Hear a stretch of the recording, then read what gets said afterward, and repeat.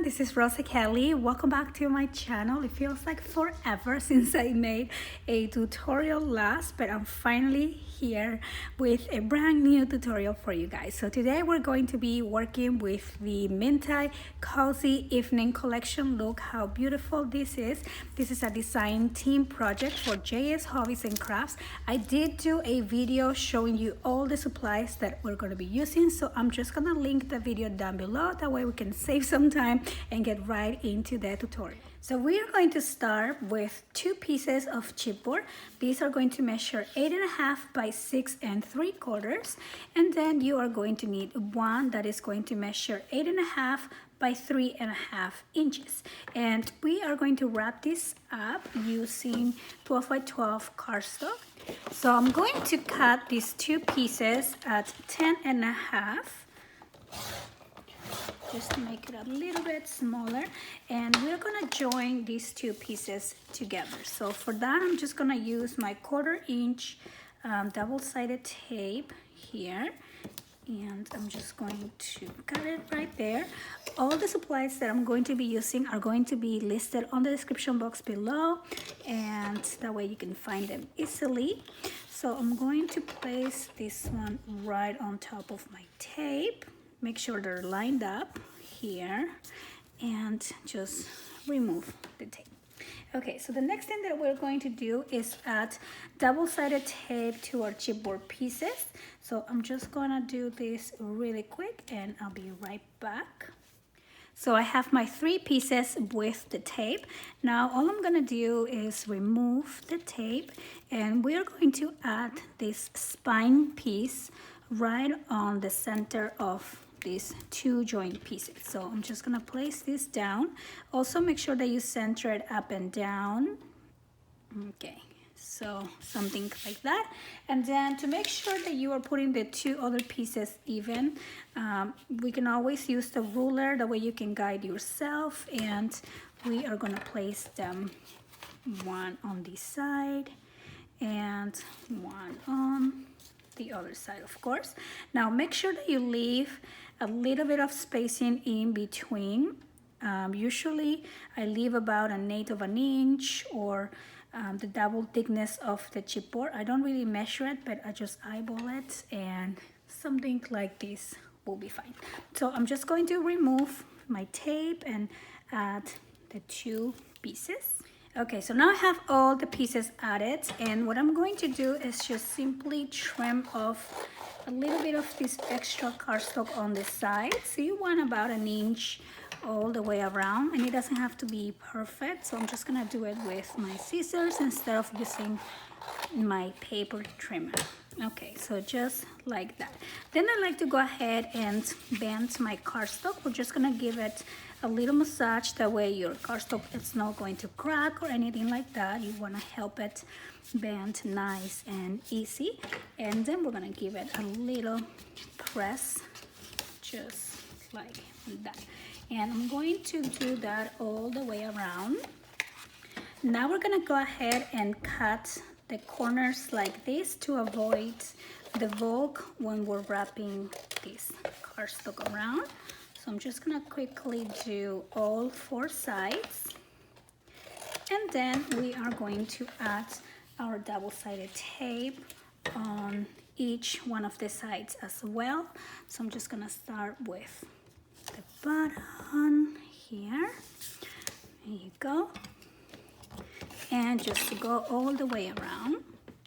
So now we're gonna peel off the tape. I'm going to start with the large 2 sides first. I'm also going to add a little bit of glue here on this space that is dry. And now we're just going to fold and press down.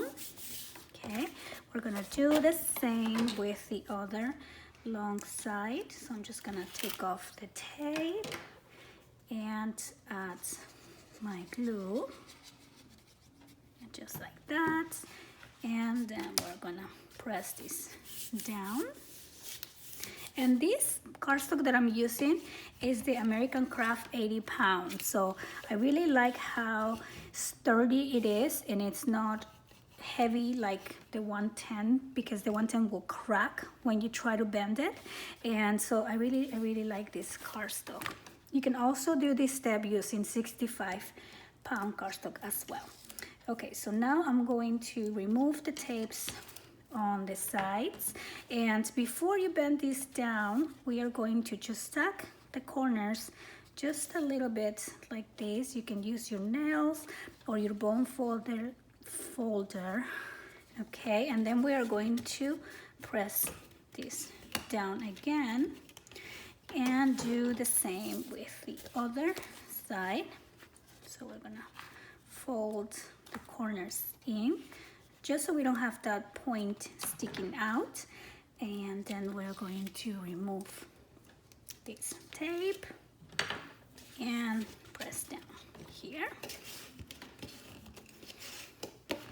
Okay, so then what I like to do before I bend it is I'm going to grab my ruler and just kind of press down on that gap and just help this bend slowly like that so you don't get any air bubbles on these two sides. So we're just gonna do that. Okay, so now we have the base cover ready. Ooh, I really like it. Okay, so now let's go ahead and work on the hinges. So for the hinges, I'm going to cut my paper at 8 inches, and this measures 12. So this will be an 8 by 12 piece. And I want this book to only have 3 signatures, and I want my signatures to be really chunky and fun. So I'm going to start the first score line at 1.5 inches, and then we are going to score every 3/4 of an inch. Okay, so we are going to do 2 1/4 and 3 inches, 3 3/4, and 4 1/2, and then I'm going to do 5 1/4 and 6 inches, and then we're going to do 6 1/4 and 7 1/2. Okay, so I think that is going to be 1, 2, and we need one more at 8 1/4, and that's gonna be our 3 pages. And then I'm also going to mark at 10 inches, or let's mark at 10 1/2. And this is where I'm going to cut this out. Okay, and again, we don't need this edge to be super even because it's going to be covered. Alrighty, so now we're gonna start folding our paper.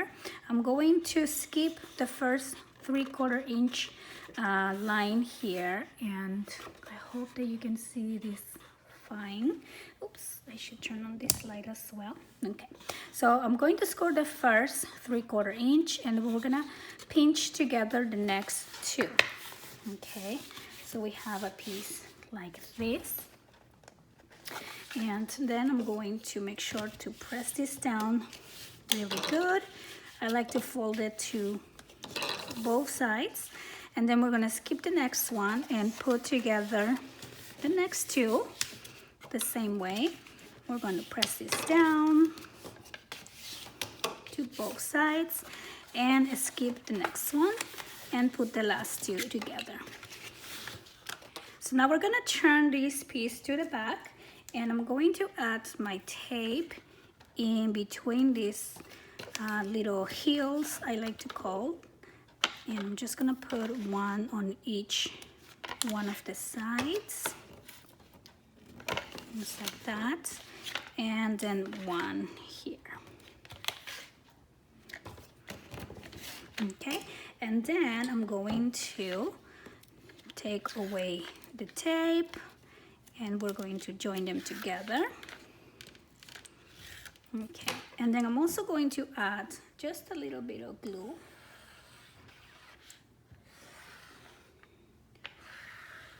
Okay, so now we're just gonna join these 2, and you don't have to use the glue. You can definitely just use 2 layers of the tape, or a wider tape, or just keep it with the one tape.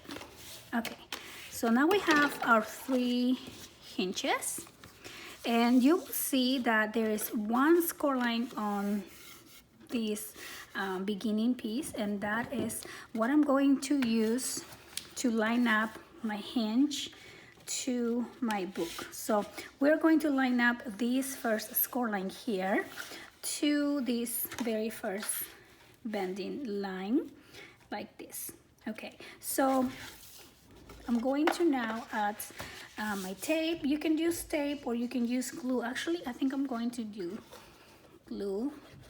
Okay, and by the way, I'm using the art glitter glue. I get this question a lot. This glue does not ship on the winter, but I know they just had a new shipment. So if you check the website link below, you will find the glue that I use all the time. Okay, so now, like I said, I'm going to line up that first line here and here. Okay. So just try to get it as even as possible. I like to line it up with the first 2 lines here that I can actually see.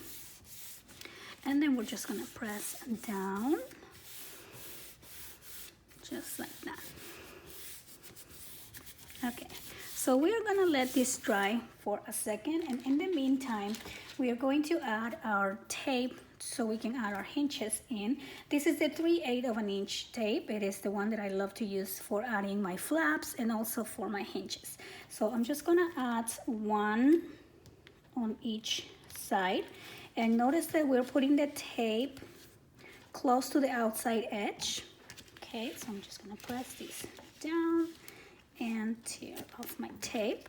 Now I'm gonna flip this to the other side and do my tape again. And I'm just gonna do the same here. Okay, so now I'm gonna use my ruler again to help this bend one more time. We have the score line there, so it should go easy. But on the back side, I do not have the score line, so I'm actually going to make it. And I did that purposely because a lot of the times when you match up the first score line, for some reason the back one is not exactly at the same position, and you have to, when you bend it, then you see too many lines. So I like my albums to look clean, so I like to do this at the end. And then you will also see that on the last gusset, you have a wider space compared to the other 2, and that's because I want this back piece to have special features, so that's why I'm keeping a lot of extra room for that. All right, so now that I scored this, I'm going to help it bend with my ruler again and just do that. Okay, make sure this is nice and down. And here we go. We have our cover and our hinges. So I've been waiting way too long to play with this collection. So before I get into the pages, I'm going to start decorating the cover. Okay, so I am going to add something to keep this flat. So I just made a tower of my distress inks here, and that fits perfect. So I was taking a look at the collection before I started this video, and oh my goodness, it is amazing. Really is incredible. Like almost every single one of these pages will work for your cover. It's just really hard to make a decision, but I think I'm debating between this one with these beautiful doors. Love this piece, and this one here with this adorable little deer. Oh my goodness, like how gorgeous is that? So but what I'm thinking is, if I use the door, then I can do my own little collage, kind of make it look something like this, using the elements that you get on the back of the front cover. Look at that. So you get all of that. I'm also going to be using these beautiful what do you call these little sticks? These you will also find on the website. It is the H019, and they're just like wood sticks that have been sprayed in gold, and it just looks really pretty. I'm also going to be using these 49 and Market flowers. Now these ones I had in my stash, but I know JS Hobbies and Crafts have a beautiful selection of 49 and Market flowers as well. So okay, so I'm going to cut this paper at 8 1/4 by 6 1/2, but I'm going to start strategically at the end of this tower and then measure to the bottom, because I really want to start up here. I want to see the whole door frame. Okay, so first I'm going to do 6 1/2, just like that, and then I'm going to do 8 1/4. Okay, so it's going to be a piece that looks like this, and so let me make sure that it fits. Perfect. We are going to kind of distress the edges a little bit just by rubbing these scissors on the cardstock. Now this Minty cardstock is really sturdy and really a good, nice quality, so it's not gonna break, crack. It's just gonna have this really beautiful distress look. Almost looks like fuzzies. Look at that. Very nice. So I'm just gonna distress this all the way around. All right, so I have this piece and I'm just gonna add this one down. This is going to be the first layer. I think I'm going to do a couple of layers on this front cover, maybe. All right, so we're gonna put this one down. When I do a distress edge like this, I don't like to glue exactly on the edge, but just a little bit inside so this can come out. Okay, so we're just gonna place it down like that, and here we go. Now from this page that we cut out, look how gorgeous this little birdie is. So of course I'm gonna use this. I'm going to just fussy cut around the image here and incorporate it into my cover. Okay, so then I'm going to use my chipboard pieces, the ones that we have left over, to give the elements a little bit of dimension and volume. So I'm gonna cut something that will fit behind these, which is this piece, and just add it right here. I'm not gonna glue this down just yet. I'm just gonna place it there because I want to play around with all the elements before I know what I like to do. Okay, so I'm going to use these little gold sticks. I think this looks so fun. Okay, I just made a big mess here in my table. Alrighty, so I think I'm going to just add the sticks here on the bottom. Here, hold on, let me separate this. Go ahead and cut this. All right, so I think actually I'm going to cut them smaller. Oops, there we go. Oh, there you go. Okay, well, there we go. Okay, here we go, the smaller pieces. So I'm gonna leave them there for now, and I'm gonna leave that there for now. And I definitely want to use this image, so I'm just going to cut that one out. Okay, so here is the little piece, and I am going to use my distress ink to go around because the background on this image is white, so I don't want this to stand out too much. So I'm just gonna go gently. I am using the Vintage Photo Distress ink. Okay, so here it is, and I'm just gonna place this one here for now. I love how she's looking to the side, and we have the birdie, so it's kind of like she's looking at the bird.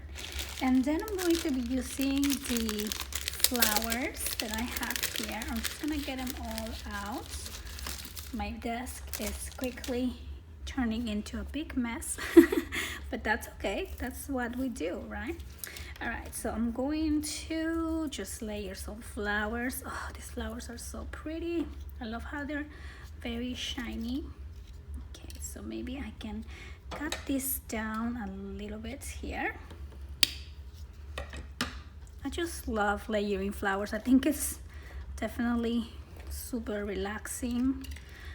So I haven't been crafting in a long time since some of you know I've been moving, so really definitely I've been feeling how different it is when I craft. I feel so relaxed, so peaceful, you know, it's like my me time. And lately I felt like I was so incomplete not being able to craft because I didn't have a studio and everything was in boxes, and also there were other areas of the house that really needed my attention before crafting, you know, before the craft room.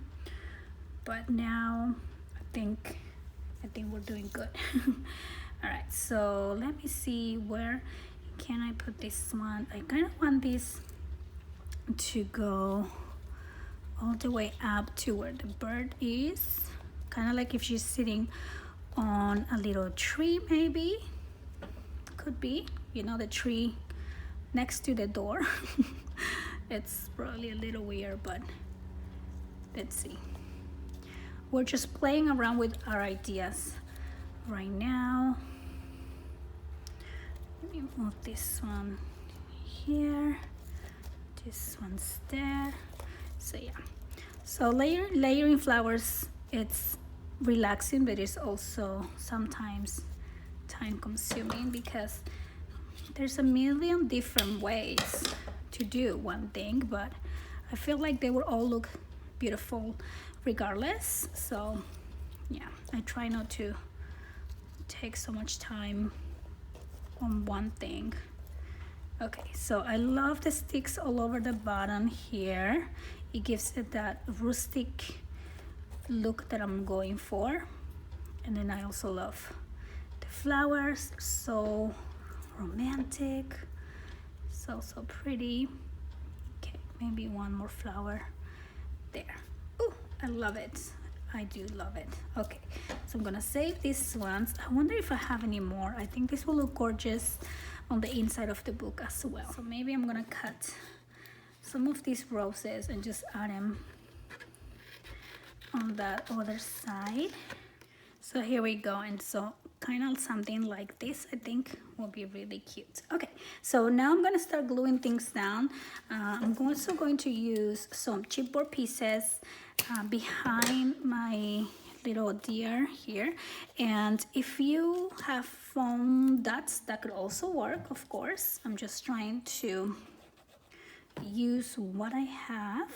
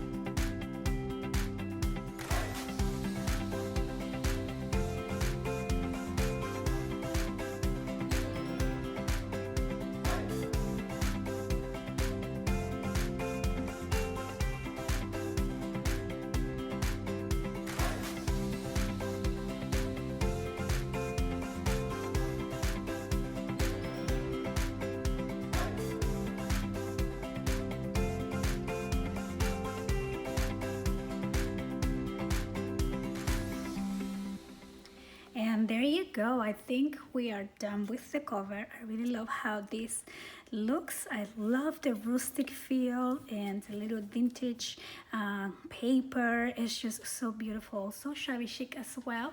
So I think I'm going to stop this tutorial for today, but make sure to tune in tomorrow. I'll be back with the pages and all the different elements that we're going to be adding into this book. So I want to thank you so much for watching. Don't forget to check out this store. The links will be on the description box below, and I'll see you next time. Bye-bye.